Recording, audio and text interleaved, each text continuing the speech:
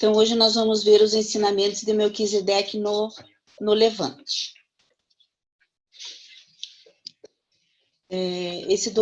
Essa aula ela está baseada no documento 95 e nós recomendamos que seja feita a leitura do documento inteiro, porque tem muitas outras informações que eu não pude colocar na aula, porque seriam muitos detalhes, mas são muito interessantes os detalhes. Então, hoje nós iremos ver a religião de Salém na Mesopotâmia, a religião egípcia primitiva, a evolução dos conceitos morais, os ensinamentos de Amenemope, o notável Iknaton, as doutrinas de Salém no Irã e os ensinamentos de Salém na Arábia. Então, o que é esse levante, né, que a gente ouve falar aí? Então, aqui na primeira parte, eles dizem aonde que se encontra, né, essas áreas, esses territórios que fazem, do qual o Levante faz parte. Na realidade, o Levante é o Oriente Médio, e eles incluem o Egito aí também, né? Então, ali, ó, do mesmo modo que a Índia deu origem a muitas religiões e filosofias da Ásia Oriental, também o Levante foi o berço das fés do mundo ocidental. Então, a partir do Oriente Médio, foi para o mundo ocidental essa realidade, esses ensinamentos de Melquisedeque. Os missionários de Salém espalharam-se por todo o sudoeste da Ásia, pela Palestina, Mesopotâmia, Egito, Irã e Arábia. Então, hoje, nessa aula, nós vamos ver a realidade da Mesopotâmia, do Egito, do Irã e da Arábia, porque a Palestina vai ficar para a próxima aula, né, que é onde viviam os hebreus e vivem até hoje os judeus, né.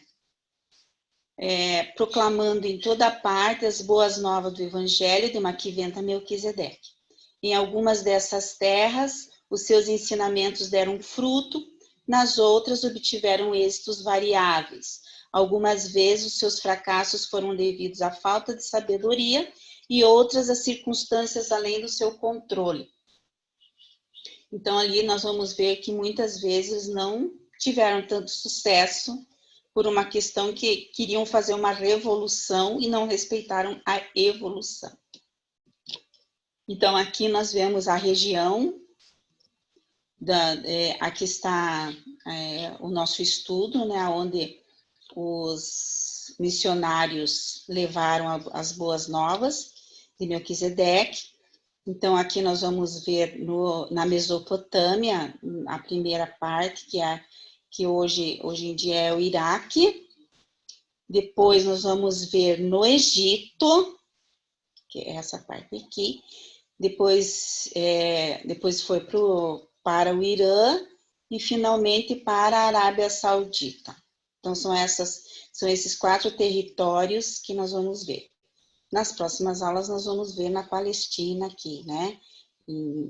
Porque daqui que saiu, na realidade, os ensinamentos, porque Melquisedeque, ele nasceu ali em Jerusalém, que na época era Salém, e que hoje é Jerusalém. Então, a religião de Salém na Mesopotâmia. A Mesopotâmia, então, é aquela parte ali do Iraque, e é onde se encontrava a Babilônia. Então, aqui é um exemplo do território da Babilônia, com seus jardins, que era muito bonito e tal, né? Por volta de 2000 anos antes de Cristo, as religiões da Mesopotâmia estavam quase inteiramente perdidas, os ensinamentos dos setitas, e sob uma ampla influência das crenças primitivas de 2 grupos invasores, a dos semitas beduínos, que se haviam infiltrado, vindos do deserto ocidental, e dos cavaleiros bárbaros que haviam descido do norte. Então, aqui, de novo ali, né, o Iraque, e essa parte aqui, tá, a Mesopotâmia. Então, aqui um pouquinho do que são esses setitas. Então, lá no documento 76, quem são os setitas? Os governantes religiosos ou sacerdócio, originaram-se de Sete, o filho sobrevivente mais velho de Adão e Eva, nascido do segundo jardim. Então, eles eram uma casta de sacerdotes, os setitas. E os semitas, quem eram? Racialmente, os semitas estavam entre os mais misturados povos de Urântia, contendo fatores hereditários de quase todas as 9 raças do mundo. Então, nesses locais é que estavam essas raças. E o que são os beduínos? Porque são semitas beduínos, né? Os povos nômades habitantes das áreas desertas do Oriente Médio, ao norte da África. Acredita-se que essa cultura tenha surgido ainda na Antiguidade. Os indícios mais antigos dessa cultura datam de 2670 a 2195 a.C., e que seu nome é derivado das palavras árabes al-Bedu, habitantes das terras abertas, ou al-Beit, povo da tenda. Seu estilo de vida está associado à criação de cabras, ovelhas e camelos. Então, é um povo que anda pelo deserto. Marisa diz tchau. Tchau. A religião de Salém na Mesopotâmia. Então, como que era essa religião? O 7º dia era o pior para a má sorte, e era fora da lei sair em uma viagem, cozinhar ou fazer uma fogueira, nesse funesto 7º dia. E esta é a origem do sabá. Então, este 7º dia, na época de Adão e Eva,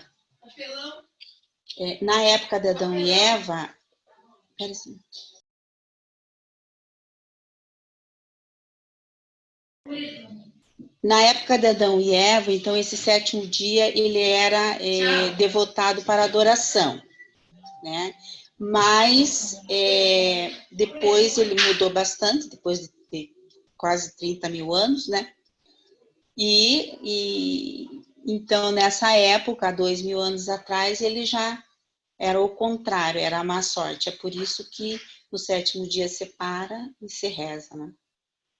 Essa foi a origem. Os educadores de Salém fizeram muito para elevar as religiões na Mesopotâmia. Tiveram êxito em alguns povos, mas depois de 150 anos, estes voltaram ao politeísmo. E isso está na Bíblia, né? Sempre o povo volta ao politeísmo, daí Deus exorta, então também tem essa questão na Bíblia. Eles não conseguiam deixar o politeísmo, e os ensinamentos de Melquisedeque vieram para trazer o monoteísmo, né? A ideia de um Deus. Lília, só eu quero interromper para você rapidinho, sim. Diga, pode dizer. A Mesopotâmia não é a Palestina, são lugares diferentes. A pergunta... Sim, eu falei Palestina? Não, eu só fiz aí um preâmbulo, uma pergunta que tem a ver com isso. O sabá da Palestina, do povo judeu, tem a ver com o sabá da Mesopotâmia, que não era de judeus?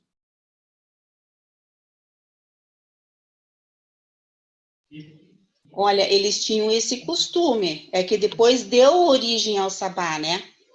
Deu origem ao sabá, mas naquela época eles tinham esse costume na Mesopotâmia.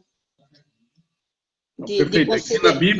Na Bíblia, o sábado não tem a ver com o que está aqui no texto. A Bíblia Sim. tem a ver com a criação, de se fazer em 6 dias, e no 7º descansar. Eu só estou querendo entender melhor o que acabou de estar na tela. É que nessa época, há 2.000 anos atrás, ainda não havia a Bíblia, vamos dizer assim, né? Como depois lá na Babilônia os sacerdotes escreveram. Daí já era outra ideia, mas nessa época eles consideravam o sábado como uma sorte. E o livro de Urântia fala que a origem do sabá foi por causa disso. Como tinha má sorte, eles não podiam fazer outras coisas, né? Eles tinham que ficar, porque como dava azar, fazer qualquer coisa nesse dia, então eles não faziam nada. Então, ali. Ô, Lilian? Diga. Só fazer um comentário, eu não me lembro bem, não tenho certeza, mas parece que a gente viu lá na história de Adão e Eva também, que o livro fala que, acho que é o primeiro primeiro evento que se relaciona ao sábado, acho que foi aquela insurreição que o pessoal queria adorar Adão, lembra? Acho que a gente teve um tópico assim, que dizia que o pessoal queria adorar Adão e Eva. E aí, é porque eles tinham sido recriados lá no planeta, né? Levaram 10 dias e depois disso eles ficaram 6 dias fazendo um reconhecimento do Isso. planeta. E no 7º dia, teve esse levante lá. E aí Adão chegou lá e falou que eles não eram para serem adorados, que eles deveriam adorar o Pai Universal. E aí eles consagraram o sábado, e que todo sábado eles iam lá para o templo, passavam um dia no templo e adorando ao Pai Universal. Tem um negócio assim também, não tem? Tem. Mas essa ideia se perdeu. E eles começaram a achar que o sábado era um dia de azar, então não sei por que cargas, tá? Foi ganhando outras nuances, né? Também. Isso. Então, continuando. Os educadores de Salem reduziram bastante esses deuses, em muitos casos a 3 deuses, dando a ideia de trindade. Mas esses ensinamentos foram se perdendo, devido à insistência dos missionários de Salem em mudar os costumes em um curto espaço de tempo. Então, é aquela história, né? Que você quer apressar a evolução e não dá certo. Então, ali, no livro fala, os educadores de Salem nunca superaram totalmente a popularidade de Ishtar, a mãe dos deuses e o espírito da fertilidade sexual. E foi em consequência desse recrudescimento, desse crescimento, né, da adoração de Ishtar, que os sacerdotes babilônios voltaram novamente a sondar as estrelas. A astrologia experimentou seu grande renascimento na Mesopotâmia. A leitura da sorte voltou à voga e durante séculos o sacerdócio deteriorou-se cada vez mais. Eles enredaram-se na causa aparentemente meritória de reformar os costumes e assim a sua grande missão desviou-se e perdeu-se na frustração e no esquecimento. Então eles queriam reformar esse costume que existia, né, inclusive no livro fala sobre uns costumes bem estranhos, que as mulheres tinham que sair e abraçar o primeiro que encontrava, né, e era assim, e por causa tudo dessa deusa Ishtar, né, e o culto a essa deusa foi muito forte, e depois que eles saíram, que os missionários saíram, continuou. Em apenas uma geração, a sede de Salem, Kish, chegou ao fim, e a divulgação da crença em um único Deus cessou virtualmente em toda a Mesopotâmia. No entanto, os remanescentes das escolas de Salem sobreviveram. Pequenos grupos espalhados aqui e ali continuaram a sua crença no Criador único e lutaram contra a idolatria e a imoralidade dos sacerdotes da Mesopotâmia. Então, aqui, eles não tiveram muito sucesso, né? Tanto que agora existe uma religião ali do islamismo, mas um pouco diferente daquilo que eles pensavam ali, né?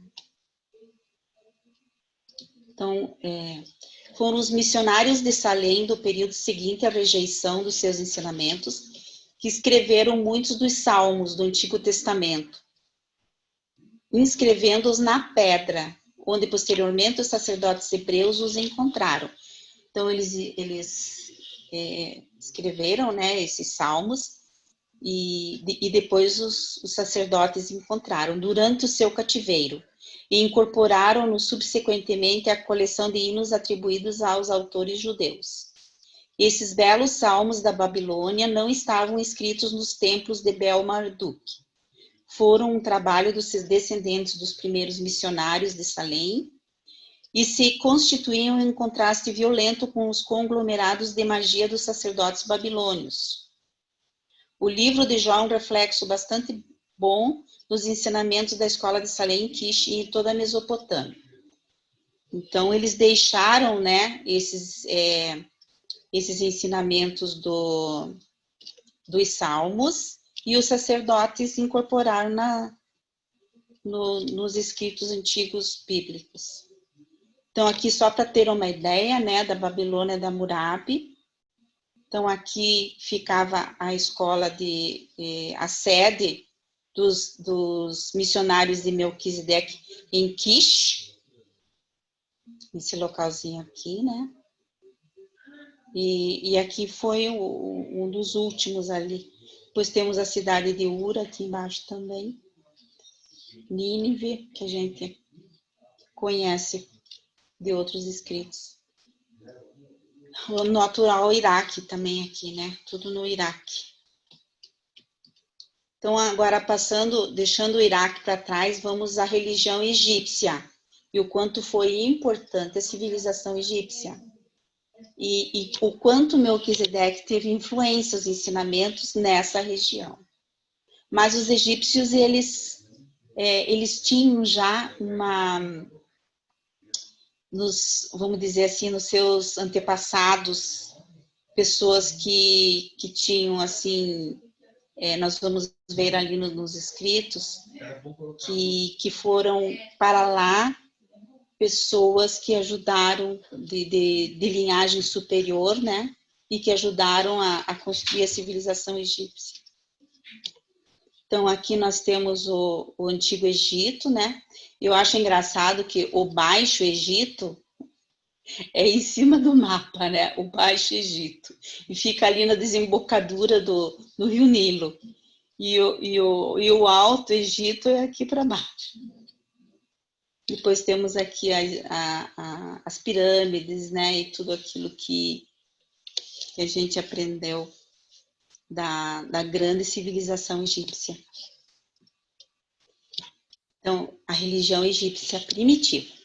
Os ensinamentos originais de Melquisedeque realmente tiveram sua raiz mais profunda no Egito, e daí se espalharam pela Europa. Então, do Egito foi para a Europa. É muito, muito legal, esses ensinamentos. A religião evolucionária do Vale do Nilo foi periodicamente reforçada pela chegada de linhagens superiores dos povos noditas, adamitas e, mais tarde, dos povos anditas do Vale do Eufrates. Então, a civilização egípcia, ela é originária de todas essas...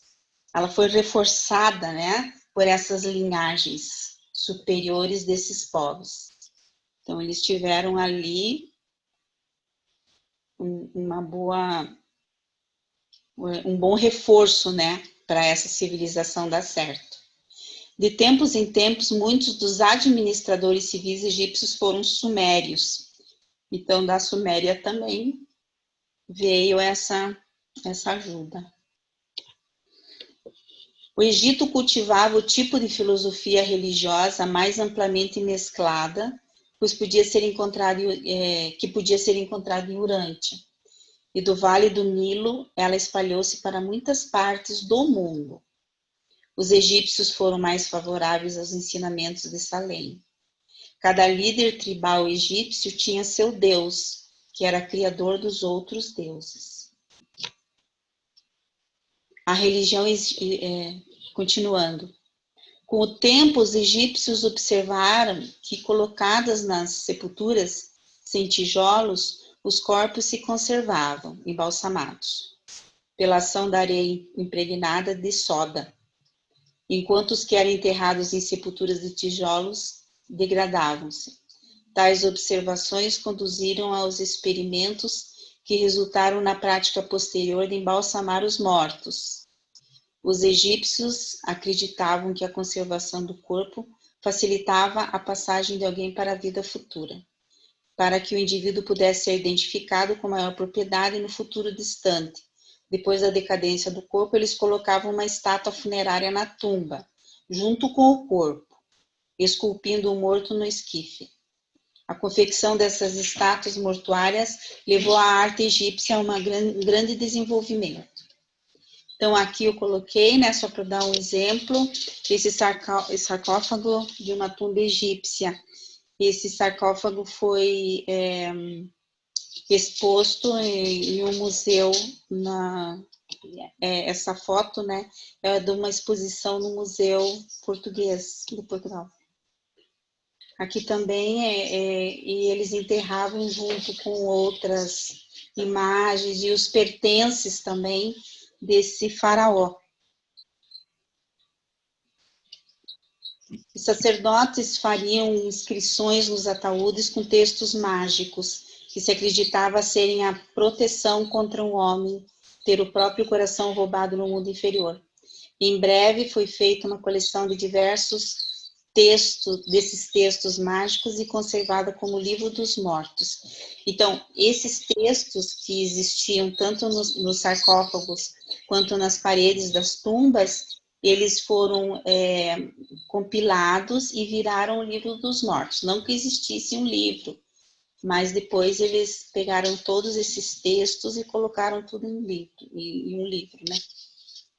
Os egípcios acreditaram durante muito tempo que as estrelas cintilantes no céu noturno representavam a sobrevivência das almas dos mortos merecedores. Então, eles olhavam para o céu, viam as estrelinhas e achavam que eram os mortos que tinham o merecimento, né, de ganhar, de chegar até as alturas e estavam lá. Então, aquela expressão virou estrelinha é daí.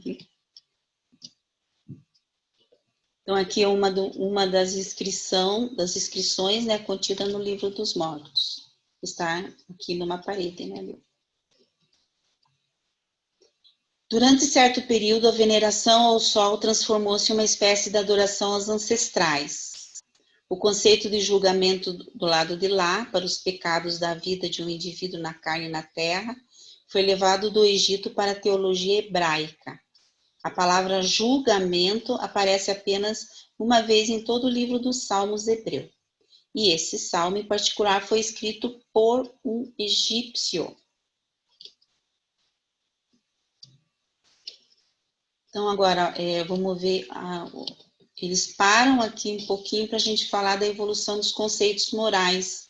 Como que aparecem esses conceitos na nossa mente? Então, vejam lá.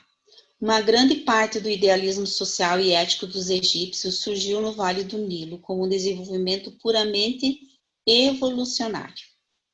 Grande parte da verdade da cultura egípcia era indita, mas a maior parte da cultura moral evoluiu mais por meio do desenvolvimento puramente humano.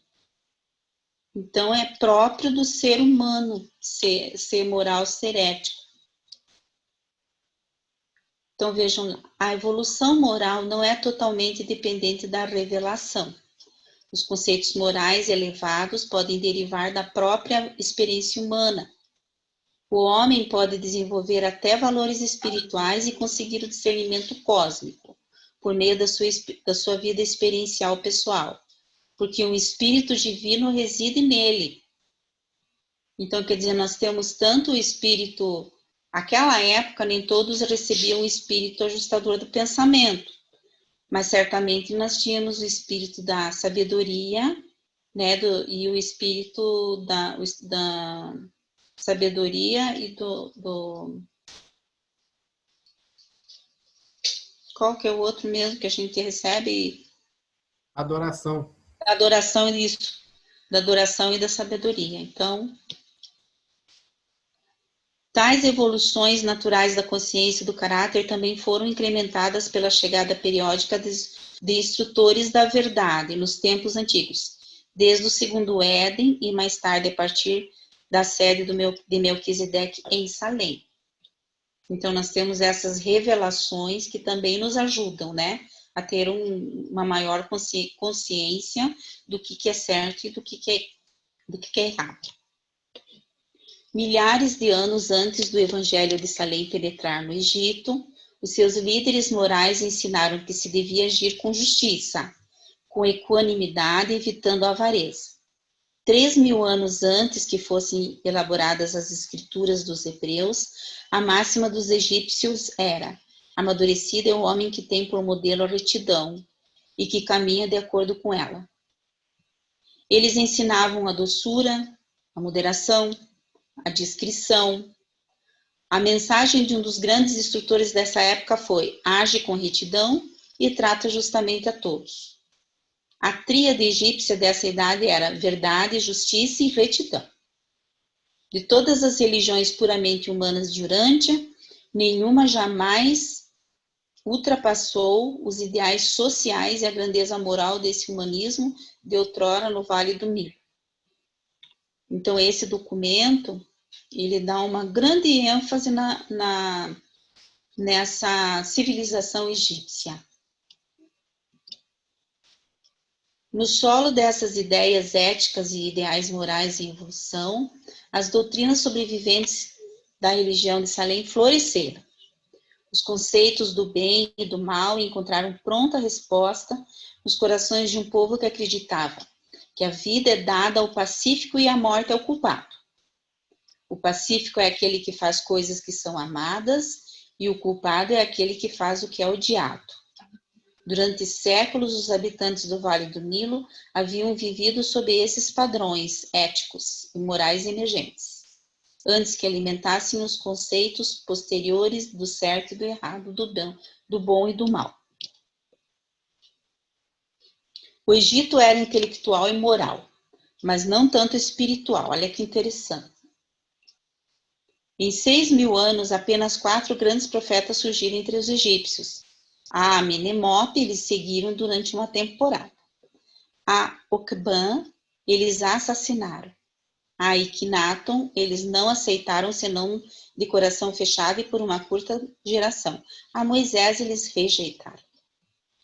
Então, esse Okban, eu procurei a Amenemope, encontrei, e a gente lembra das nossas aulas na escola, Iknaton também, Moisés, lógico, mas Okban só encontrei no livro de Urântia, não achei esse Okban, ele não é elencado em nenhum outro local, apenas no livro.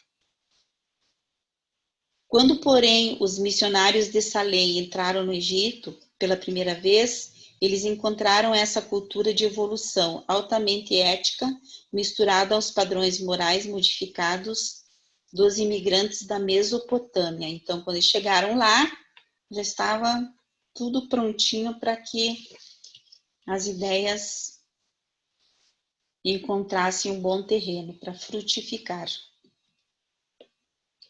Então, agora nós vamos ver alguns faraós, né, que foram importantes e que levaram esses ensinamentos, né? Um deles, então, foi Amenemope. Ele governou de 993 a 984 a.C. E essa é uma máscara mortuária que encontraram dele. No devido tempo cresceu no Egito um mestre chamado por muitos de Filho do Homem e por outros de Amenemope. Esse vidente, eu achei interessante eles chamarem ele de vidente. Esse vidente exaltou a consciência até os seus mais elevados pináculos, a ponto de fazer dela o árbitro entre o certo e o errado. Ensinou a punição para o pecado e proclamou a salvação mediante o chamamento da deidade solar. Amenemope ensinou que a riqueza e a fortuna eram dádivas de Deus. E esse conceito coloriu profundamente a filosofia dos hebreus, que surgiria mais tarde. Então, a questão da riqueza, né, que é uma dádiva de Deus, vem daí, de Amenemope, que depois passou para os judeus. Esse nobre instrutor acreditava que a consciência de Deus era o fator determinante em toda a conduta, que cada momento deveria ser vivido na compreensão da presença de Deus e na responsabilidade para com Ele. Então, essa consciência de viver cada momento diante de Deus já existia no Egito. Os ensinamentos desse sábio foram subsequentemente traduzidos para o hebraico e transformaram-se no livro sagrado daquele povo, muito antes que o Antigo Testamento fosse reduzido a palavras escritas. Então, do Egito foi para os hebreus e os judeus, né? E virou livro sagrado para eles, esses ensinamentos. Então, esses ensinamentos determinaram a filosofia do livro de Provérbios do Antigo Testamento. traduzidos para o grego, eles deram cor a toda a filosofia religiosa helênica. Então, ele foi para a Grécia, né? Então, foi para a Palestina, foi para a Grécia, e lá o filósofo Alexandre Rufilo, ele tinha uma cópia desse livro da sabedoria, escrito por Amenemope. Não é o livro da sabedoria da Bíblia, tá? É outro. No livro dos Provérbios Hebreus, capítulos 15, 17 e 20, e ainda o capítulo 22, do versículo 17, até o capítulo 24, versículo 22, são trazidos quase palavra por palavra do livro da sabedoria de Amenemope.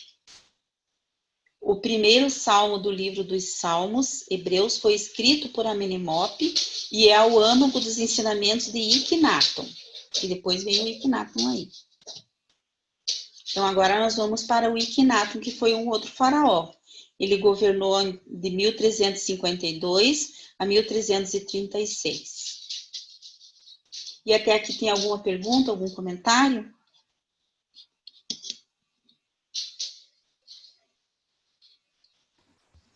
Lídia, o Zoroastro, então, ele era do Irã, é isso? Isso, ele era do Irã. Nós vamos ver ele na sequência. Okay. Por enquanto, nós vimos o Iraque, né? O Iraque, a Mesopotâmia. Nós estamos vendo agora o Egito. E na sequência vem o Irã. Então, aqui nós temos o deus, o Iknaton, que ele trouxe, né, a ideia da adoração ao deus Sol. E aqui tem uma escultura dele. Os ensinamentos de Amenemope, aos poucos, estavam perdendo a sua atuação sobre a mente egípcia. Quando, por intermédio da influência de um médico egípcio, salemita, de Salem, né? Uma mulher da família real adotou os ensinamentos de Melquisedeque. Olha que interessante por onde que veio esses ensinamentos até Iknaton, né? Então, essa mulher convenceu seu filho, essa mulher da realeza ali, né? Iknaton, faraó do Egito, a aceitar essas doutrinas de um Deus único.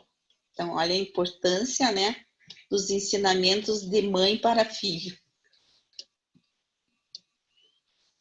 Desde o desaparecimento de Melquisedeque na carne, nenhum ser humano até aquele tempo possuía uma concepção tão espantosamente clara da religião revelada de Salem quanto Iknaton.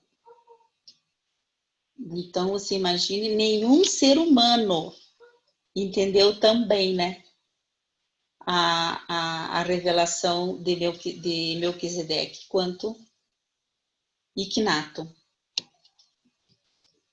Moisés, a maior figura que surgiu entre Melquisedeque e Jesus, foi uma dádiva conjunta ao mundo da raça hebraica e da família real egípcia, porque Moisés também nasceu no Egito, né?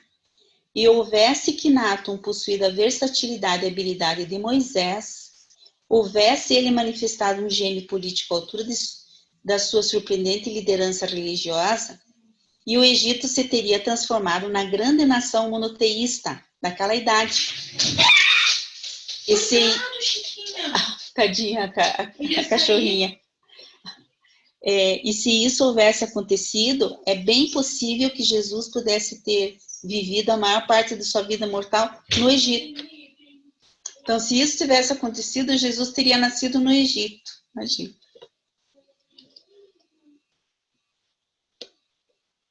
Nunca em toda a história qualquer rei conseguiu metodicamente elevar uma nação inteira do politeísmo ao monoteísmo, como o fez este extraordinário Iknaton.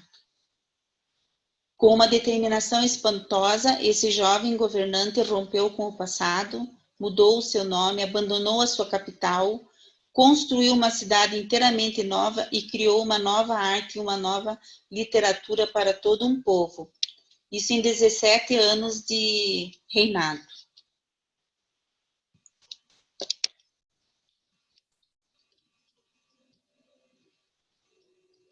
Ikinaton era sábio o suficiente para manter a adoração exterior de Aton, o Deus Sol, enquanto conduzia os súditos à adoração disfarçada do único Deus, Criador de Aton e Pai Supremo de todos.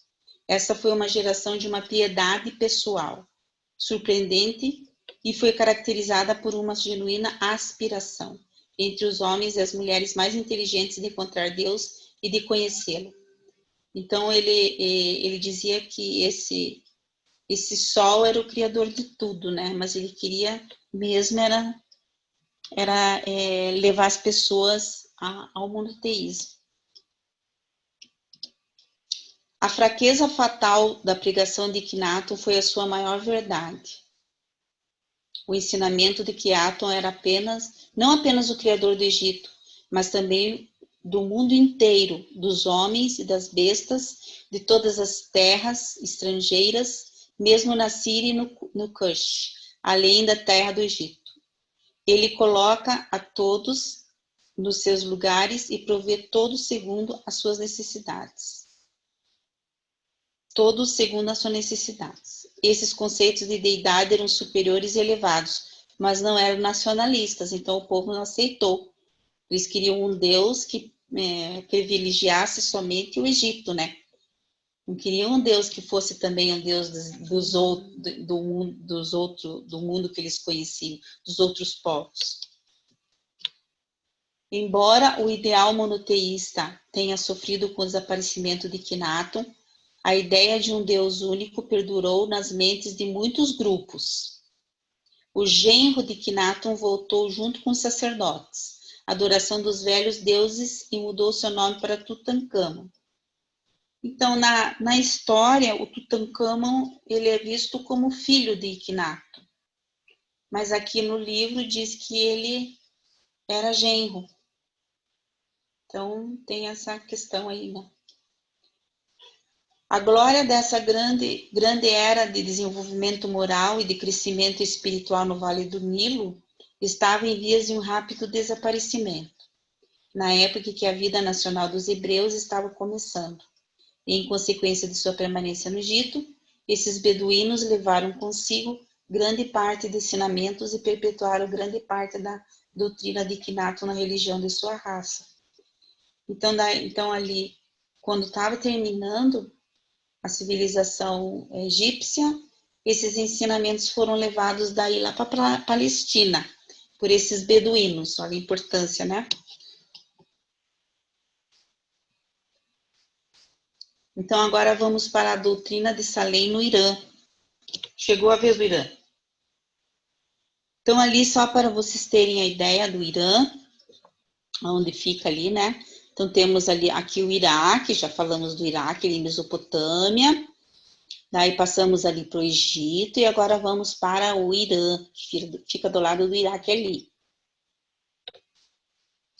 Então, ali, ali também existiam os missionários foram para lá. E lá eles encontraram, né? Então, da Palestina, saíram da Palestina. Alguns dos missionários Melquisedeques atravessaram a Mesopotâmia e o grande planalto iraniano. Por mais de 500 anos, os instrutores de Salem progrediram no Irã, e toda a nação estava se voltando para a religião de Melquisedeque. Estava tudo indo bem. Uma grande mudança de governantes precipitou uma perseguição amarga, que praticamente acabou com os ensinamentos monoteístas do culto de Salem. A doutrina da aliança com Abraão estava virtualmente extinta na Pérsia, quando, naquele grande século do renascimento moral que nós já vimos, né? Também vimos que o Buda nasceu neste século. Na aula passada, vimos também que foi o Buda e... Puxa, não lembro o nome do outro lá. Confúcio, Lao Tse. Confúcio, Lao Tse, isso. Na Ásia, né? Então, aqui iria nascer para o renascimento da religião de Melquisedeque, o Zoroastro apareceu para reviver a chama quase extinta dos ensinamentos de Salem. Então, aqui eu achei essa imagem que fizeram de Zoroastro, né? E o nascimento dele foi entre 600 e 700 a.C.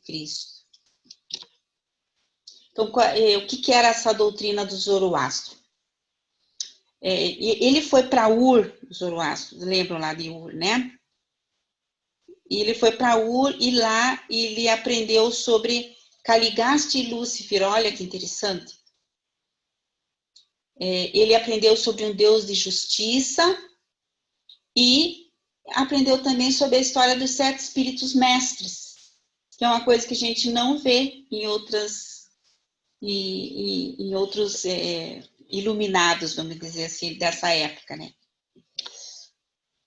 Ele criou uma religião para seu povo baseado no Deus único e 7 deuses supremos, que ele tinha aprendido sobre os 7 espíritos mestres. Associou a esses deuses a lei da retidão, do bom pensamento, do nobre governo, do santo caráter, da saúde e da imortalidade. E essa nova religião era de ação, de trabalho, não de preces e de rituais, era de ação e de trabalho. Era mais capitalista. O zoroastrismo é o único credo orientiano que perpetua os ensinamentos dalamatianos e edênicos sobre os 7 espíritos mestres. Então, na Dalamátia já se ensinava e no Éden também, sobre os espíritos mestres. Embora haja fracassado em fazer com que o conceito de trindade evoluísse, de um certo modo, aproximou-se do conceito de Deus, o sétuplo. Os ensinamentos de Zoroastro chegaram a imprimir a sua influência sucessivamente sobre 3 grandes religiões, o judaísmo, o cristianismo e, por meio destes, o maometismo. Então, em todas essas religiões, existem também algo do zoroastrismo, dos ensinamentos dele, perdurou. E depois eu fui ver sobre o zoroastrismo atual. Ele ainda existe, o zoroastrismo. Então, atualmente, uma dispersão zoroastriana pode ser encontrada em países como o Reino Unido e Canadá. 6.000 pessoas lá. Os Estados Unidos, existem 11.000 pessoas que seguem o zoroastrismo. A Austrália, 2.700 pessoas. E nos países do Golfo Pérsico, 2.200. Tá? Mas ele tem o seu principal culto ali perto da Índia, aqui no Oriente Médio mesmo, perto da Índia, na Ásia, né? Agora vamos ver os ensinamentos de Saleh na Arábia Saudita. Então vimos Zoroastro, aqui no Irã. Então vamos passar para a Arábia Saudita. O que aconteceu aqui? Quem sabe, levanta a mão. O que aconteceu aqui na Arábia? Os ensinamentos de Melquisedeque de um único Deus estabeleceram-se no deserto da Arábia, em uma data relativamente recente. Nem mesmo na China ou em Roma, os ensinamentos de Melquisedeque fracassaram mais completamente do que nessa região desértica tão próxima de Saleh. Então, aqui não foi muito bem recebido. Mas aqui e acolá em toda a Arábia havia famílias e clãs que tinham a vaga ideia de um único Deus. Que eles eram politeístas lá, mas existiam algumas famílias que ainda tinham essa ideia, né? Esses grupos prezavam muitas tradições de Melquisedeque, de Abraão, de Moisés e de Zoroastro. Quase todas as tribos árabes gostavam de prestar ao fetiche de uma certa pedra negra em um certo templo em Meca, que você sabe que aquele templo lá tem uma pedra, né, dentro do templo, que eles cultuam até hoje. Esse ponto comum de contato e de reverência, subsequentemente, levou ao estabelecimento da religião islâmica. A força do Islã tem sido a sua apresentação clara e bem definida de Alá, com a sua única deidade. A sua fraqueza é o uso da força militar para sua difusão e promulgação, junto com a degradação da mulher, infelizmente, né? Eles usam a força militar e a degradação da mulher, e isso é uma fraqueza. Mas essa fé tem sido fiel à sua apresentação de uma única deidade, universal, entre todas, aquele que conhece o invisível e o visível. Ele que é o misericordioso e cheio de compaixão. Verdadeiramente Deus é generoso e abundante na sua bondade para todos os homens. São algumas das verdades que o Islã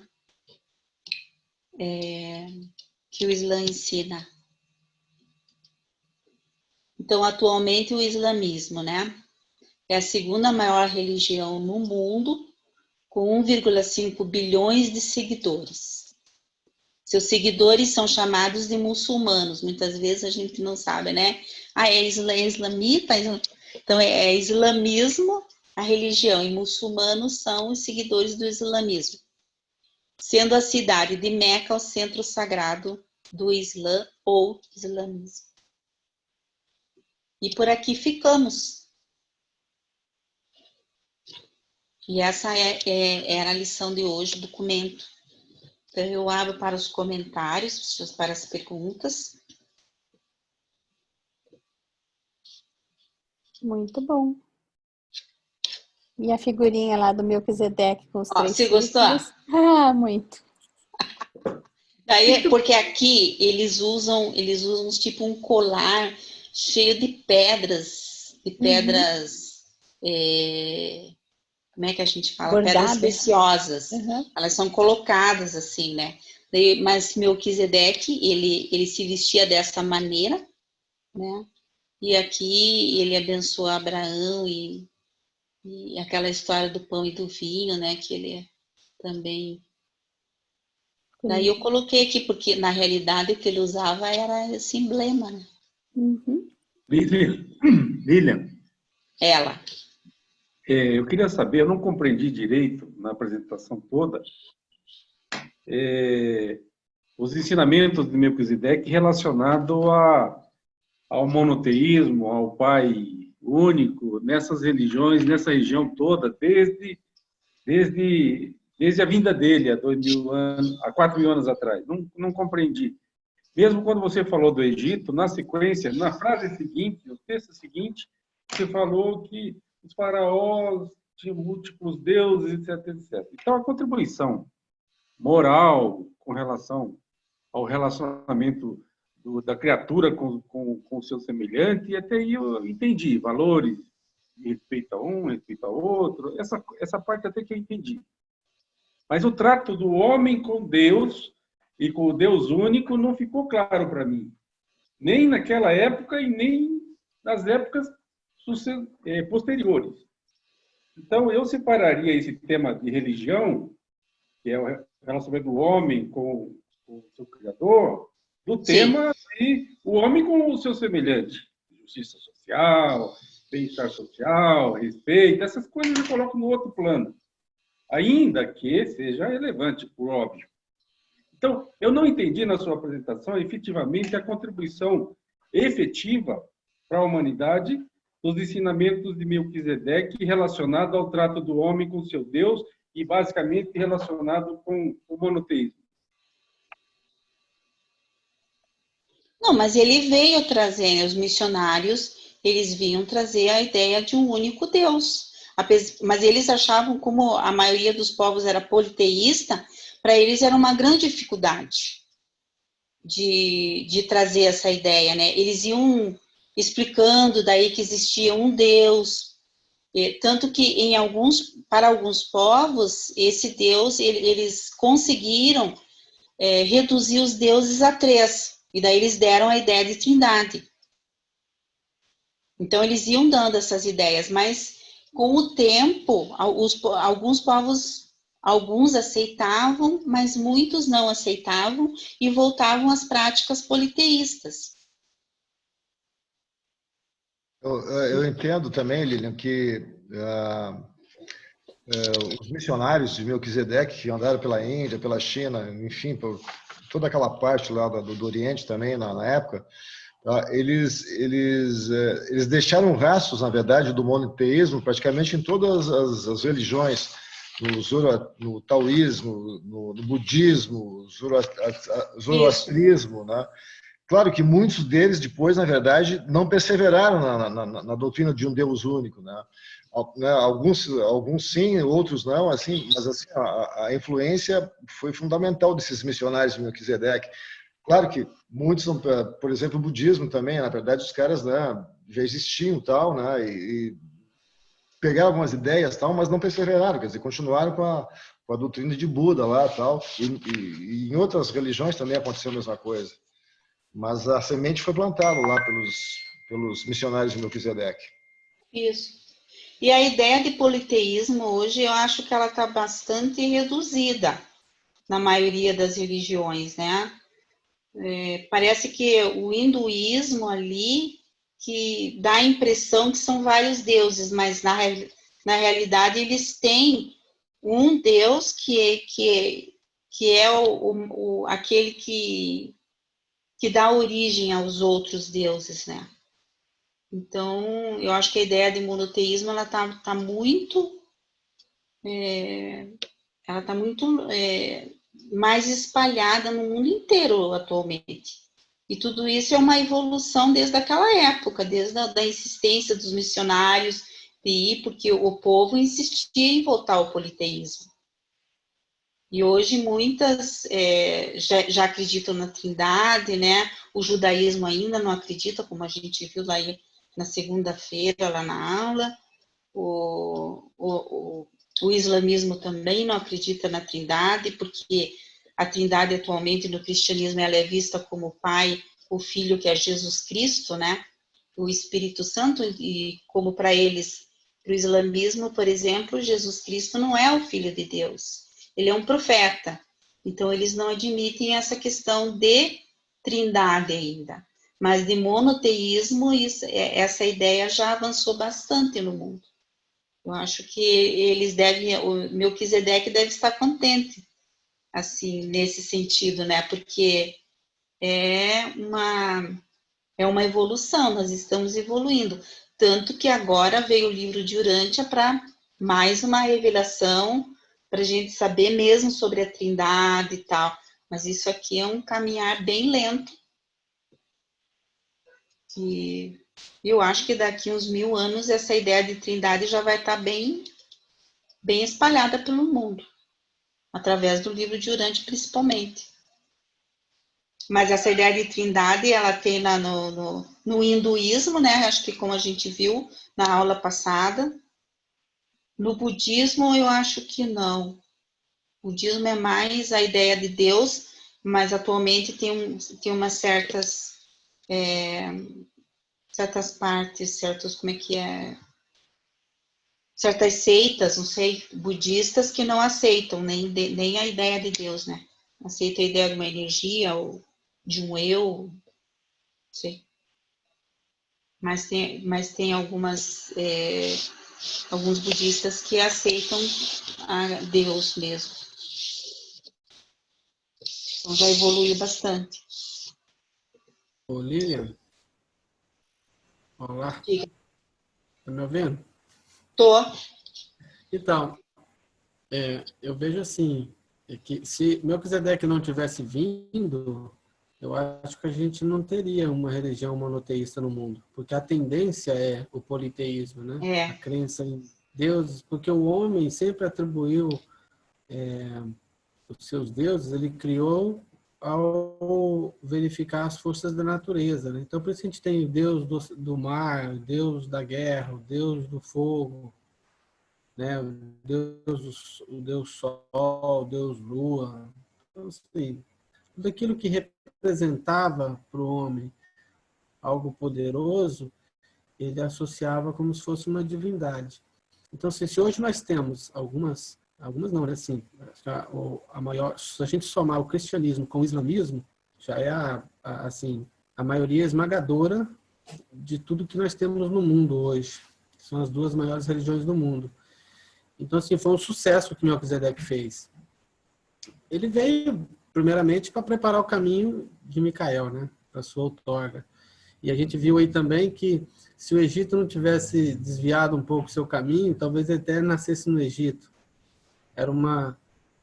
Seria uma nação, no meu modo de entender, se não tivesse deixado escapar essa fidelidade aos ensinamentos de Melquisedeque, seria até uma religião melhor do que a dos judeus, na minha opinião. Mas, então, assim, eu vejo que foi um grande sucesso o trabalho de Melquisedeque. Se não fosse por ele, o que a gente queria saber sobre o monoteísmo, né? Talvez Jesus até esperasse muito mais tempo para crescendo entre o povo do nosso planeta para que ele pudesse vir. Então, eu entendo que a relação é total e direta. Tudo que nós temos de monoteísmo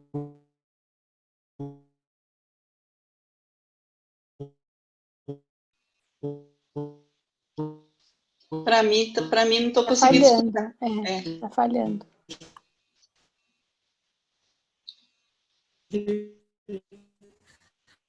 Que pena. Congelou. Tá quase congelando. No trabalho dos missionários de Melquisedeque. E aí influenciou.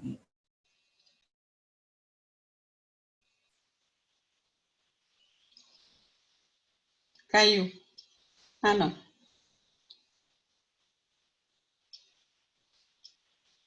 Eu tinha caído, a internet está caindo. Ah, tá. Então, agora fale tudo de novo que você estava picotando. Mas sabe, no livro diz assim, que Jesus, quando ele foi para Alexandria, foi para fazer uma homenagem ao Egito. Porque ele sabia de toda essa contribuição egípcia, que foi bastante grande para o monoteísmo, né? De tudo que... E os livros também, que influenciaram os livros depois hebreus, né? Dos salmos e dos provérbios ali. Então, achei legal isso.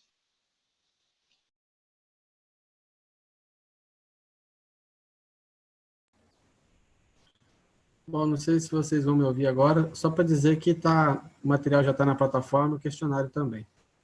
Legal. Agora estamos te ouvindo legal. Agora estamos ouvindo. Neemias, convence o Aélio de que Melquisedeque foi um cara legal e conseguiu cumprir a missão dele, porque ele sempre fala que Melquisedeque não conseguiu cumprir a missão dele.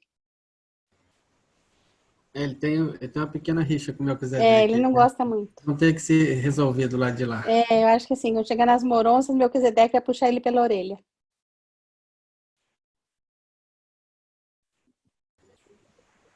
Puxar ele pelo cabelo e falar assim, como é que você falou lá? Você disse que eu não fiz nada? Que eu falei que o que eu fiz lá não virou nada? É verdade, Aélio, você tem que tomar cuidado. Como assim? Vai perdoar isso.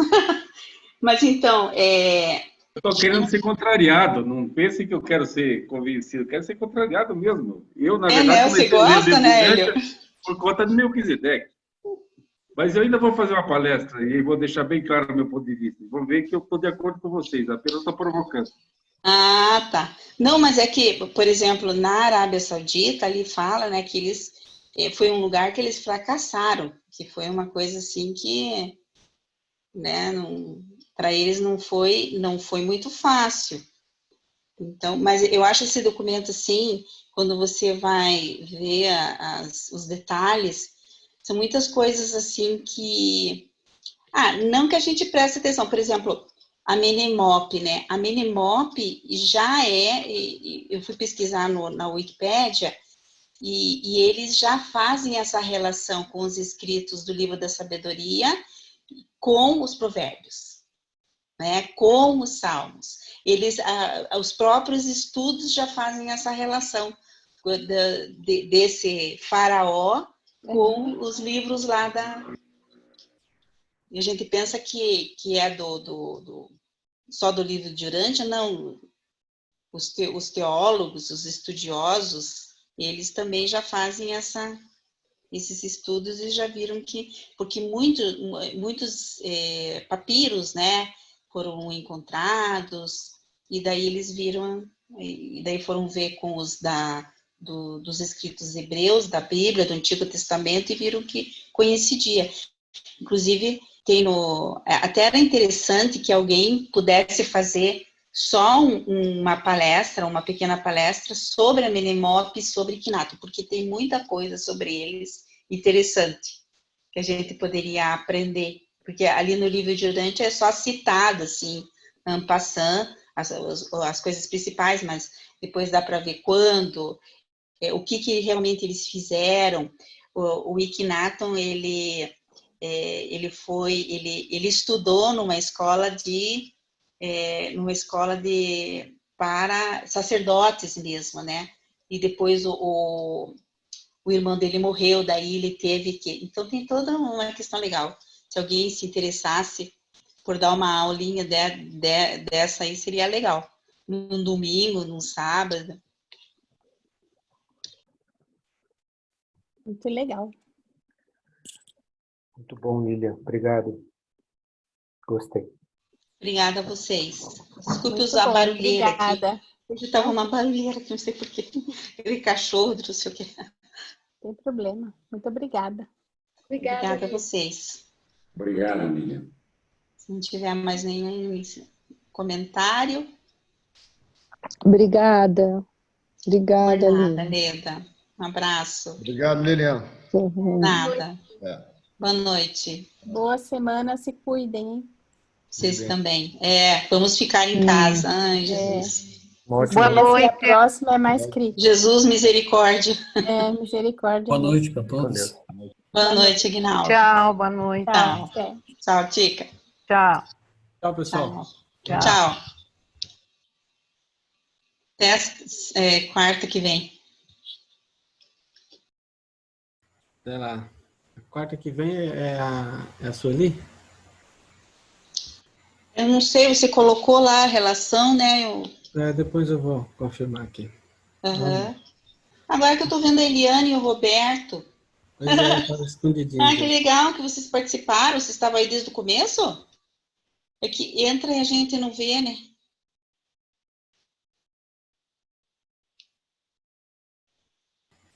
Já não deve estar mais. Acho que estão afastados um pouquinho. Então tá bom. Tchau, Lilian. Tchau, até. Até mais, tchau.